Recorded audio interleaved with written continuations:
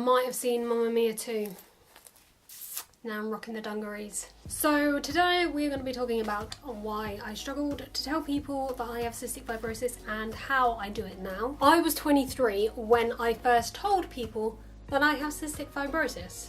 Growing up, I never really told anyone about CF, especially when I was in secondary school.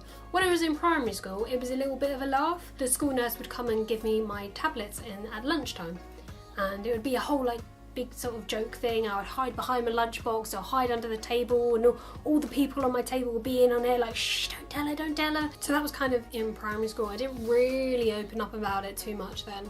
And in secondary school it just got a lot worse because of course it's a much bigger school and I felt very intimidated by that. So I was also bullied, I think in secondary or primary school, I can't remember now. I used to be called Plastic Girl because I used to take pills before I ate anything. I don't know, it kind of really obviously had a profound effect on me because when I got into secondary school, I didn't open up, I didn't tell people about my condition. I think I just felt a little bit embarrassed, and I was so scared that when people found out that I had CF, nobody would want to be friends with me. I was worried people were going to look at me differently or even treat me differently. Differently, that ain't a word, differently. So I never really told anyone, and then of course I started getting illnesses. I was going into hospital and people were like, where were you for 2 weeks? Why did you go away? And actually, I told one guy that I went to Australia for a couple of weeks. He was like, really? I was like, yeah, I just went to Australia. He was like, nice. Anyway, things like coughing, things like going to the toilet, things like PE, which I struggled with, and doing the bleep test. Does anyone remember the bleep test? Bleep! Oh my god, that was horrible, I hated it. And things like taking my pills, taking my crayons at lunch. That was a really hard task for me to do. Let me tell you, the first time I ever told a friend face to face that I had CF. Let me tell you about that story real quick. So we were going down to visit a friend in uni, and a group of us went down to stay at a hotel, I think it was, and I was sharing a room with another friend, and that friend didn't know about CF. So I was literally pooping on my pants about this, because obviously when I open up my suitcase, I got nebulizers, I got inhalers, I got pills to take, I got syringes in there. It might have been a little bit intense and a little bit scary, and when we got to the hotel, I'd memorised the lines so many times in my head, and it got to it and I opened up my suitcase and I was like, just to warn you, I don't know if you know, but I have a condition called cystic fibrosis, so I have a lot of drugs with me, just so you don't think I'm a little bit of a druggie or anything. These are all for medication, something along those lines. I can't remember the exact words. She literally had no idea that I had CF, even though we had been friends for years. So I think that was a little bit of a shock. That was the first time I told someone face to face that I have CF. The thing is with cystic fibrosis, it is an invisible illness. So you might look at me and go, you look fine, Kate, you look great. And I'll be like, thank you very much. But actually, it's kind of all a little bit of havoc inside my lungs, inside my pancreas, just inside my body, basically. It's all kicking off in there. Sinuses, mental health, it's all happening. What I started to notice, my pattern with telling people about CF, is I let them get to know me as me first. I don't bounce up to someone new and go, hi, I'm Kate and I have cystic fibrosis. Don't know what that is. I like them to get to know me as a person first, and if it organically comes up in conversation, you know, a couple of weeks down the line, maybe even a couple of months down the line, then that's fine. If they start saying, you know, oh, you got a bad cough there, are you okay? Should you go and see a doctor? Then I can go, oh, well, it's funny you should say that. I already see many doctors. Or whether I bring it up in conversation. So I could say something along the lines of, got a hospital appointment next week. And they'll be like, oh, you okay? What's wrong? And you'll be like, oh, you know, it's just this. And the trick is just to say it casually.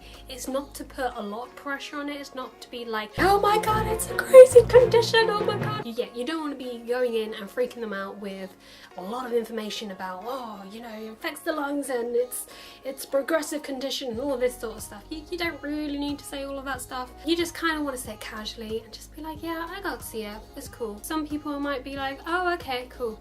And then get on with their lives. Some people might be interested. You've got to be prepared for all kinds of people here, because some people might want to ask questions. Oh, so what is that exactly? And you can just say the bare basics if you want. You can go to details if you want. You can redirect them to my YouTube channel if you like, youtube.com/c/Eveling. I don't know why the C's in there, it's really annoying. You can redirect them to me or my blog, which is linked below. Anyway, I don't think I've ever met someone who's been like, ugh, really? You got CF? I've never met anyone ever like that.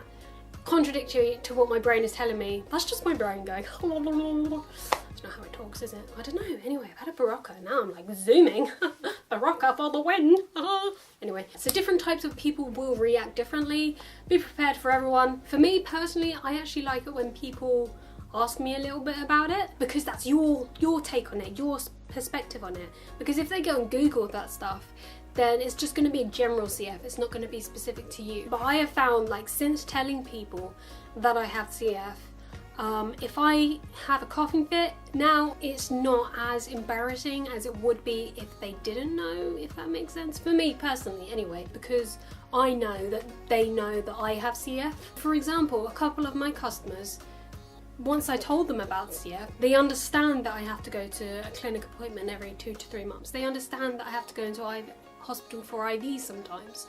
They understand that I can be unwell for a long period of time and that I'll have to find cover for the dogs. So it really helps to tell people about your condition, even if you're really scared about doing it. One of the biggest ways that I did it was I started up a blog and I wrote down 5 different blog posts about CF and how it's affected me in different parts of my life. So I had a chunk of information, and when I put that up on social media, people had something to read. I guess it helped them to understand a little bit more about what it's about and how it affects me as well. And I think that really helped. A couple of people who I used to go to school with messaged me saying, I had no idea that you had cystic fibrosis, but even if I did at school, it would not have made a difference.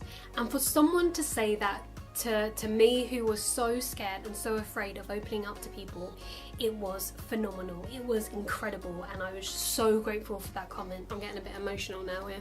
Don't know why I do that. And I've also had messages from other people from school saying, you know, thank you for sharing your experience, because I've learned so much about CF that I had no idea about before. So if you're gonna tell someone, maybe think of it as like you're raising awareness for it, and that's a good thing as well. About a month before I released my blog online, I said to myself, Kate, you've got to go in the deep end of this. You got to jump right into the deep end, or you don't jump at all. And what I meant by that is that I don't want to say, here's my blog guys, and then run away from it. I wanted to be open about CF and talk about it a lot more, and oh my god, it's helped me so much. Look at me now, a year down the line, and I'm just still weird. And you know what, if some people are horrible about your condition when you open up to them and someone isn't very nice, someone turns their face up at you or whatever, then they're not the kind of people that you want around in your life. Get rid of them. Just go right on your bike, mate. Don't want to be friends with you anymore if you're going to act like that. Even if they're a really close friend, they're not really your friend, are they? Another thing is that you don't have to tell absolutely everyone. Maybe you're going to a party and don't feel like you have to go in there and tell everyone there that you got cystic fibrosis, but you know, just let it come up organically. So the main way that I tell people that I have CF, if they don't know about this channel, if they don't know about the blog, if they don't know me at all, then I will let them get to know me for me. And like I say, I will either bring it up and say something like, oh, probably popping some pills, and they'll be like, oh, what? And then you go, oh, wait, no, don't do that. I've got fluff everywhere. Or they could bring it up.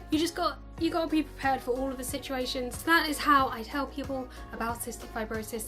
Please let me know if you have a similar condition or how you tell people about your CF.